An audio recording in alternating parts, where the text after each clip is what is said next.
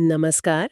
आज हम कुछ बड़े काम के पर्सनल फाइनेंस नियमों पर बात करेंगे। नमस्कार। ये नियम कुछ सोर्सेस से लिए गए हैं जो रोजमर्रा के पैसों के फैसलों में मदद करने का दावा करते हैं। हम्म तो सवाल ये है, क्या ये आसान से लगने वाले नियम वाकई काम आते हैं? देखिए, हाँ, ये कोई पत्थर की लकीर तो नहीं है, पर जब जानकारी बहुत ज्यादा हो ना, तो ये सोचने का एक शुरुआती ढांचा जरूर देते हैं। चलिए देखते हैं इन सोर्सेज में क्या है। हाँ बिल्कुल।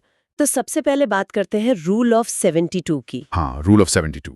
सुना है इससे फटाफट पता चल जाता है कि पैसा डबल कब होगा। जी बस 72 को ब्याज दर से भाग देना होता है। हाँ, मोटा मोटा हिसाब लगाने का ये बहुत तेज तरीका है। अच्छा, जैसे मान लीजिए 7% ब्याज मिल रहा है तो 72 डिवाइडेड बाय 7, लगभग 10 साल। ओह, 10 साल में पैसा डबल। ये तो बड़ा आसान है। हाँ, और सोर्स कहता है कि ये 4% से 15% के बीच की दरों के लिए काफी ठीक ठाक काम करता है। लंबी चौड़ी कैलकुलेशन नहीं करनी पड़ती। सही है। अच्छा, ये तो हुई पैसे बढ़ाने की बात, पर अपनी कमाई का कितना हिस्सा कहाँ लगाएं, खासकर इक्विटी यानी शेयर बाजार में? हाँ, ये बड़ा सवाल है। इसके लिए सोर्स में 100 एज नियम बताया है। जी, 100 माइनस एज रूल। तो अपनी उम्र को 100 से घटाओ और जो नंबर आए उतने % इक्विटी में। हाँ, अगर कोई 30 साल का है तो 130 इज इक्वल टू 70, यानी 70% इक्विटी में।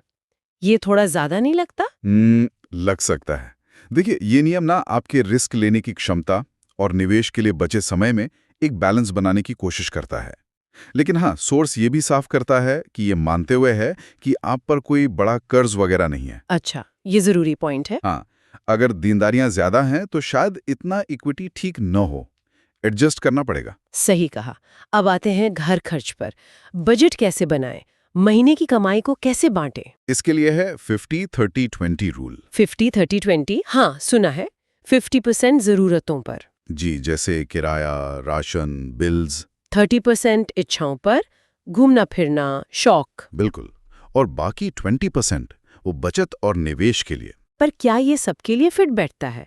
मान लीजिए किसी की इनकम ही कम हो, तब वो 20% कैसे बचाएगा? वाजिब सवाल है।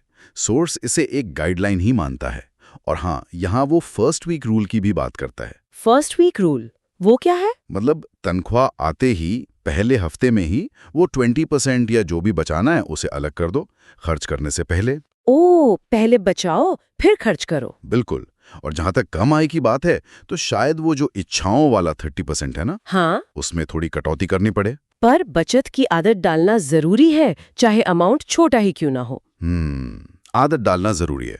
ठीक है, अब बात इमरजेंसी की। हाँ, इमरजेंसी फंड बहुत जरूरी। अचानक जरूरत पड़ जाए तो कितना पैसा होना चाहिए? इसके लिए है 6x इमरजेंसी रूल। जी, महीने का जितना भी कुल खर्चा है, हाँ, उसका 6 गुना पैसा बिल्कुल रेडी होना चाहिए।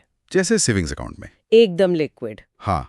अगर महीने का खर्च 25,000 रुपए है, हाँ। तो 1,50,000 रुपए इमरजेंसी फंड। 1.5 लाख। जी, क्योंकि नौकरी चली गई या कोई मेडिकल इमरजेंसी आ गई, तब ये पैसा बचाता है। सही बात। आजकल कुछ भी हो सकता है। बिल्कुल। सोर्स में एक टिप भी है कि बैंक से ऑटो स्वीप फैसिलिटी के बारे में पूछें। Auto SVEEP? उससे क्या होगा? उससे सेविंग्स अकाउंट में रखे इस पैसे पर भी थोड़ा बेहतर रिटर्न मिल सकता है, एफडी जैसा। अच्छा, ये बढ़िया है। अब आते हैं जीवन बीमा पर, लाइफ हाँ। इंश्योरेंस। हाँ, ये भी बहुत कंफ्यूजिंग होता है लोगों के लिए। कितना होना चाहिए?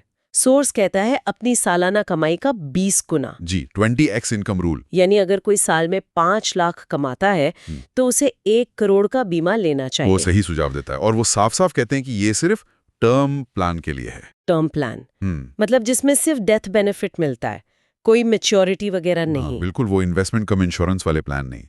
मकसद ये है कि अगर कमाने वाले को कुछ हो जाए तो परिवार को इतने पैसे मिले कि वो अपनी लाइफस्टाइल मेंटेन कर सकें और बाकी के फाइनेंशियल गोल्स, बच्चों की पढ़ाई वगैरह, वो पूरे हो सके, महंगाई को ध्यान में रखते हुए। समझा। अच्छा, सोर्स में एक और नियम का भी जिक्र था शायद, लोन ईएमआई को लेकर। हाँ, 40% ईएमआई रूल। कि आपकी जो महीने की कमाई है उसकी 40% से ज्यादा रकम लोन की किश्तों में नहीं जानी चाहिए। बिल्कुल, और आप देखें तो ये सारे नियम जुड़े हुए हैं। कैसे? अगर EMI ही 40% से ज्यादा चली जाएगी तो फिर वो 50-30-20 वाला बजट कैसे फॉलो होगा? 20% सेविंग कैसे होगी? इमरजेंसी फंड कैसे बनेगा? हाँ, बात तो सही है, सब इंटरलिंक्ड है। बिल्कुल, लेकिन एक बात जो सोर्स बार बार दोहराते हैं और वो बहुत जरूरी है क्या? कि ये सब अंगूठे के नियम हैं, थंब रूल्स। अच्छा। ये सोचने की दिशा दे सकते हैं, एक स्टार्टिंग पॉइंट दे सकते हैं, पर इन्हें आंख बंद करके फॉलो नहीं करना चाहिए। हाँ, मतलब हर किसी की सिचुएशन अलग होती है। एकदम, हर किसी की जरूरतें, लक्ष्य, जिम्मेदारियां, इनकम सब अलग होता है, तो अपनी सिचुएशन देखनी पड़ेगी। बिल्कुल।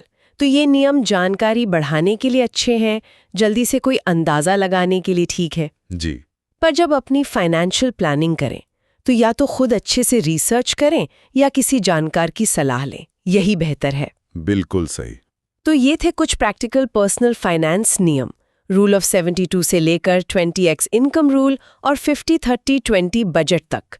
ये शुरुआती फैसले लेने में काफी मददगार हो सकते हैं। हाँ, निश्चित रूप से ये काफी उपयोगी शुरुआती बिंदु हैं, पर यहाँ एक सवाल सोचने के लिए छोड़ जाते हैं कि ये जो सामान्य नियम है और दूसरी तरफ हमारे अपने बिल्कुल निजी जीवन के लक्ष्य हैं, सपने हैं, या फिर वो अचानक आने वाली चुनौतियां जिनके लिए कोई बना बनाया फॉर्मूला नहीं होता, सही बात है। इन दोनों के बीच सही तालमेल, सही संतुलन कैसे बिठाया जाए? शायद असली फाइनेंशियल विजडम इसी संतुलन को साधने में है।